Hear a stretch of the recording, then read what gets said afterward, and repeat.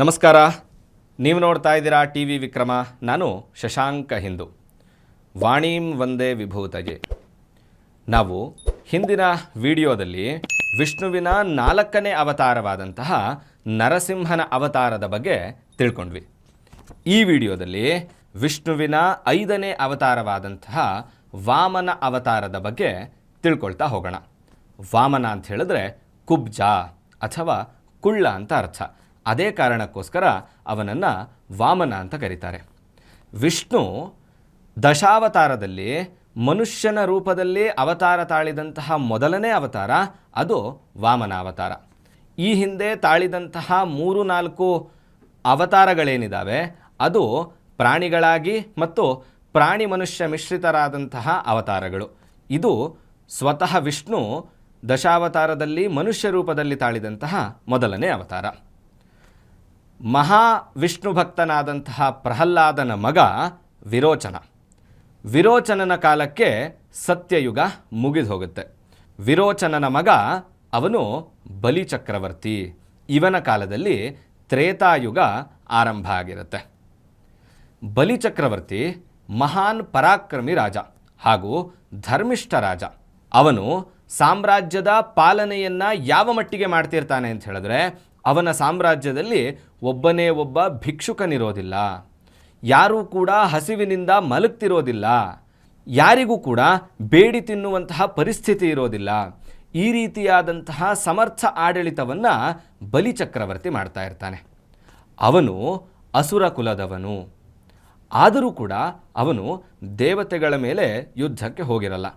ಅವನಿಗೆ ಒಂದು ವಿಷಯ ತಿಳಿದಿರುತ್ತೆ, ಏನು ಅಂತ ಹೇಳಿದ್ರೆ, ದೇವತೆಗಳ ಮೇಲೆ ಯುದ್ಧಕ್ಕೆ ಹೋದಂಥವ್ರು ಯಾರೂ ಕೂಡ ನಮ್ಮ ಪೂರ್ವಜರು ಉಳಿದಿಲ್ಲ ಅನ್ನೋ ಕಾರಣಕ್ಕೋಸ್ಕರ ಅವನು ದೇವತೆಗಳ ಮೇಲೆ ಯುದ್ಧಕ್ಕೆ ಸಾಮರ್ಥ್ಯ ಸಿಗೋ ತನಕ ಹೋಗೋದು ಬೇಡ ಅನ್ನುವಂತಹ ನಿರ್ಧಾರವನ್ನು ಮಾಡಿರ್ತಾನೆ.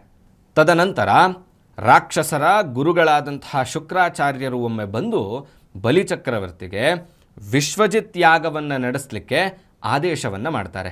ಯಾಕೆ ಅಂತ ಹೇಳಿದ್ರೆ, ಯಾರು ವಿಶ್ವಜಿತ್ ಯಾಗವನ್ನು ನಡೆಸ್ತಾರೋ ಆ ಯಾಗದಿಂದ 4 ಅಶ್ವಗಳನ್ನು ಉಳ್ಳಂತಹ ಚಿನ್ನದ ರಥವೊಂದು ಹೊರಗೆ ಬರುತ್ತೆ. ಆ ರಥದ ಮೇಲೆ ಕೂತು ಯಾರು ಯುದ್ಧಕ್ಕೆ ಹೋಗ್ತಾರೋ ಅವರಿಗೆ ಸೋಲೆ ಇರೋದಿಲ್ಲ. ಹಾಗಾಗಿ ನೀನು ದೇವತೆಗಳ ಮೇಲೆ ಆಕ್ರಮಣ ಮಾಡಬೇಕಾದ್ರೆ ವಿಶ್ವಜಿತ್ ಯಾಗವನ್ನು ನಡೆಸಬೇಕು ಅನ್ನುವಂಥ ಆದೇಶವನ್ನು ಮಾಡ್ತಾರೆ. ಅವರ ಆದೇಶದಂತೆಯೇ ಬಲಿಚಕ್ರವರ್ತಿ ಅವನು ವಿಶ್ವಜಿತ್ ಯಾಗವನ್ನೂ ಕೂಡ ನಡೆಸ್ತಾನೆ. ಅದರಿಂದ ರಥವೂ ಬರುತ್ತೆ. ಆ ರಥವನ್ನು ಏರಿ ದೇವಲೋಕದತ್ತ ಹೋಗ್ತಾ ಇರ್ತಕ್ಕಂತಹ ಸಂದರ್ಭದಲ್ಲಿಯೇ ದೇವತೆಗಳು ಬಲಿಚಕ್ರವರ್ತಿ ಬರುತ್ತಿರುವುದನ್ನು ನೋಡಿ ದೇವಲೋಕದಿಂದ ಕಾಲ್ಕಿತ್ಬಿಟ್ಟಿರ್ತಾರೆ. ಇವನು ಹೋದಂತಹ ಸಂದರ್ಭದಲ್ಲಿ ದೇವಲೋಕ ಬರಿದಾಗಿರುತ್ತೆ. ತದನಂತರ ಅಲ್ಲೂ ಕೂಡ ರಾಕ್ಷಸರೇ ಕೂತು ಆಡಳಿತ ಮಾಡಲಿಕ್ಕೆ ಆರಂಭ ಮಾಡ್ತಾರೆ.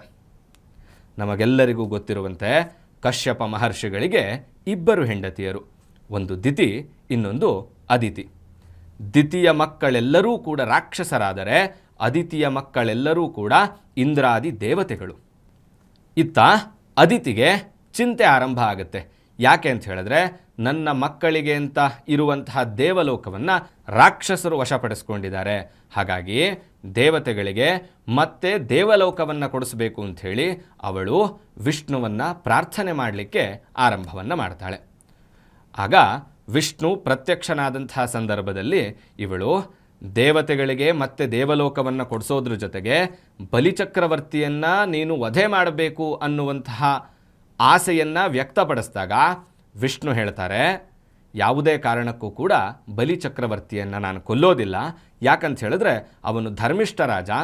ನಿನ್ನ ಆಸೆಯ ಪ್ರಕಾರವೇ ನಾನು ನಿನ್ನ ಗರ್ಭದಲ್ಲಿಯೇ ಜನಿಸಿ ದೇವತೆಗಳಿಗೆ ದೇವಲೋಕವನ್ನು ಹಿಂದಿರುಗಿಸಿ ಕೊಡ್ತೀನಿ ಅನ್ನುವಂಥ ಮಾತನ್ನು ಕೊಡ್ತಾರೆ. ಇತ್ತ ಬಲಿಚಕ್ರವರ್ತಿ ಸಮಸ್ತ ಭೂಲೋಕವನ್ನು ವಶಪಡಿಸ್ಕೊಂಡಿದ್ದಲ್ಲದೆ ಅವನು ದೇವಲೋಕವನ್ನು ಕೂಡ ವಶಪಡಿಸ್ಕೊಂಡಿರ್ತಾನೆ. ಯಾವಾಗ ಯಜ್ಞದಿಂದ ಸಾರ್ಥಕವಾದಂತಹ ದೇವಲೋಕದ ಫಲ ಏನಿದೆ ಅದನ್ನು ಯಾಗ ಫಲವನ್ನು ಬೇರೆಯವರಿಗೆ ಕೊಡುವುದರ ಮುಖಾಂತರ ಸಂಭ್ರಮಾಚರಣೆಯನ್ನು ಮಾಡಬೇಕು, ಯಾಗವನ್ನು ಕೊನೆಗೊಳಿಸಬೇಕು ಅಂಥೇಳಿ ಯಾಗ ಫಲವನ್ನು ಎಲ್ಲರಿಗೂ ಹಂಚುತ್ತಾ ಇರ್ತಾನೋ ಆ ಸಮಯದಲ್ಲಿ ವಿಷ್ಣು ಅದಿತಿಯ ಹೊಟ್ಟೆಯಲ್ಲಿ ಅವನು 7 ವರ್ಷದ ಸುಂದರವಾದಂತಹ ಬ್ರಾಹ್ಮಣ ಮಗುವಿನ ರೂಪದಲ್ಲಿ ಜನಿಸಿ ಬರ್ತಾನೆ. ಅವನು ಬಂದು ಬಲಿಚಕ್ರವರ್ತಿ ಎಲ್ಲಿ ಯಾಗ ಫಲವನ್ನು ಹಂಚುತ್ತಾ ಇರ್ತಾನೋ ಆ ಜಾಗಕ್ಕೆ ಬಂದು ನಾನು ಕೇಳಿದ್ದನ್ನು ಕೊಡ್ತೀಯಾ ಅಂತ ಕೇಳ್ತಾನೆ.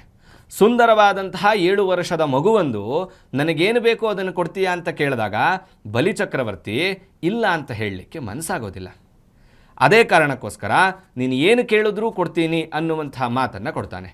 ಆ ಕ್ಷಣಕ್ಕೆ ಶುಕ್ರಾಚಾರ್ಯರು ಬಂದು ಇವನು ವಿಷ್ಣುವಿನ ಥರ ಕಾಣ್ತಾ ಇದ್ದಾನೆ, ಹಾಗಾಗಿ ಮಾತು ಕೊಡಲಿಕ್ಕೆ ಮುಂಚೆ ಯೋಚನೆ ಮಾಡಿಕೊಡು ಅನ್ನುವಂಥ ಮಾತನ್ನು ಹೇಳ್ತಾರೆ. ಆಗ ಬಲಿಚಕ್ರವರ್ತಿ ಹೇಳ್ತಾನೆ ಏನಂತ ಹೇಳಿದ್ರೆ, ಒಂದು ವೇಳೆ ಇವನು ವಿಷ್ಣುವಲ್ಲದೆ ಹೋದರೆ ಇವನು ಕೇಳಿದ್ದನ್ನು ಕೊಟ್ಟು ಬಿಡ್ತೀನಿ. ಒಂದು ವೇಳೆ ಇವನೇ ವಿಷ್ಣುವಾದರೆ ಪುರಾಣಗಳಲ್ಲೆಲ್ಲಿಯೂ ಕೂಡ ವಿಷ್ಣು ಕೈ ಚಾಚಿ ಬೇಡಿದ್ದಿಲ್ಲ. ಹಾಗಾಗಿ ಇವನು ಕೇಳಿದ್ದನ್ನು ನಾನು ಕೊಟ್ಟು ಬಿಟ್ಟರೆ ವಿಷ್ಣುವಿಗೆ ದಾನ ಕೊಟ್ಟಂತಹ ಹಿರಿಮೆ ಅದು ಸೂರ್ಯಚಂದ್ರರಿರುವ ತನಕ ನನ್ನ ಹೆಸರಿನಲ್ಲಿ ಉಳಿಯುತ್ತೆ ಅನ್ನುವಂಥ ಮಾತನ್ನು ಹೇಳ್ತಾನೆ.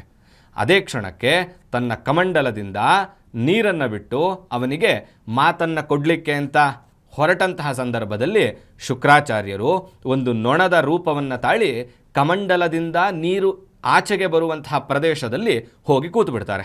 ಆಗ ಬಲಿಚಕ್ರವರ್ತಿ ಅಲ್ಲಿರುವಂತಹ ಒಂದು ಕಡ್ಡಿಯನ್ನು ತೆಗೆದುಕೊಂಡು ಆ ಕಮಂಡಲದ ನೀರು ಬರುವಂತಹ ಜಾಗಕ್ಕೆ ಚುಚ್ಚಿದಂತಹ ಸಂದರ್ಭದಲ್ಲಿ ಶುಕ್ರಾಚಾರ್ಯರ ಎಡಗಣ್ಣು ಹೋಗಿಬಿಡುತ್ತೆ.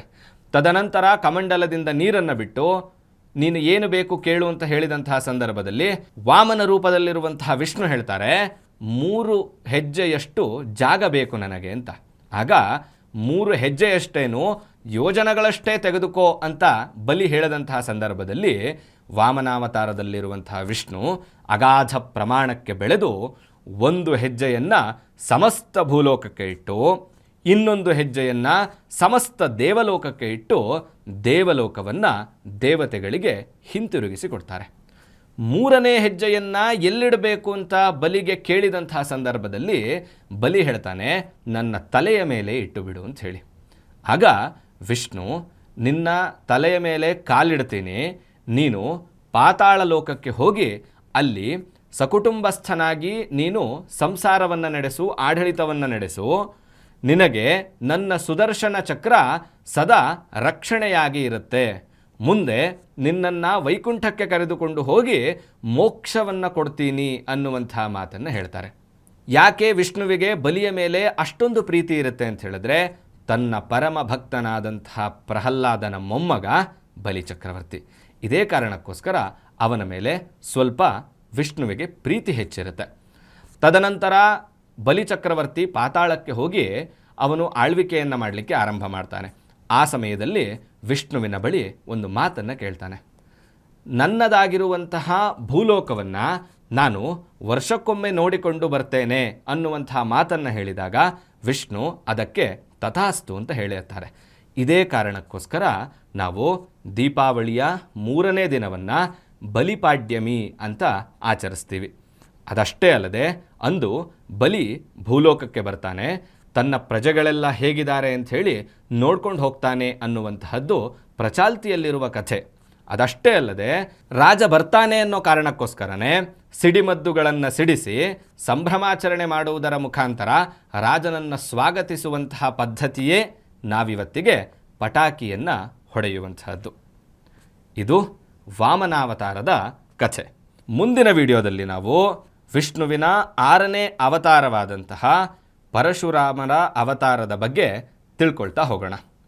ನಿಮಗೇನನ್ನಿಸ್ತು ಕಮೆಂಟ್ ಮಾಡಿ, ಮತ್ತು ನೀವಿನ್ನೂ ಕೂಡ TV ವಿಕ್ರಮವನ್ನು ಸಬ್ಸ್ಕ್ರೈಬ್ ಮಾಡಿಲ್ಲ ಅಂತ ಹೇಳಿದ್ರೆ ಈ ಕೂಡಲೇ ಸಬ್ಸ್ಕ್ರೈಬ್ ಮಾಡಿ ಮತ್ತು ನಮ್ಮೆಲ್ಲ ವಿಡಿಯೋಸ್ಗಳನ್ನು ಲೈಕ್ ಮಾಡಿ, ಕಮೆಂಟ್ ಮಾಡಿ ಮತ್ತು ಶೇರ್ ಮಾಡಿ. ಓಂ ತತ್ಸತ್. TV ವಿಕ್ರಮ, ದೇಶ ನಿಮ್ಮ ಕೈಯಲ್ಲಿ. ಈ ಕಾರ್ಯಕ್ರಮ ನಿಮಗೆ ಇಷ್ಟ ಆಗಿದ್ದಲ್ಲಿ ಲೈಕ್, ಶೇರ್ ಹಾಗೂ ಕಮೆಂಟ್ ಮಾಡಿ. TV ವಿಕ್ರಮದ ಕಾರ್ಯಕ್ರಮಗಳನ್ನು ನಿರಂತರವಾಗಿ ವೀಕ್ಷಿಸಲು ಸಬ್ಸ್ಕ್ರೈಬ್ ಮಾಡಿ, ಬೆಲ್ ಐಕನ್ ಒತ್ತಿ.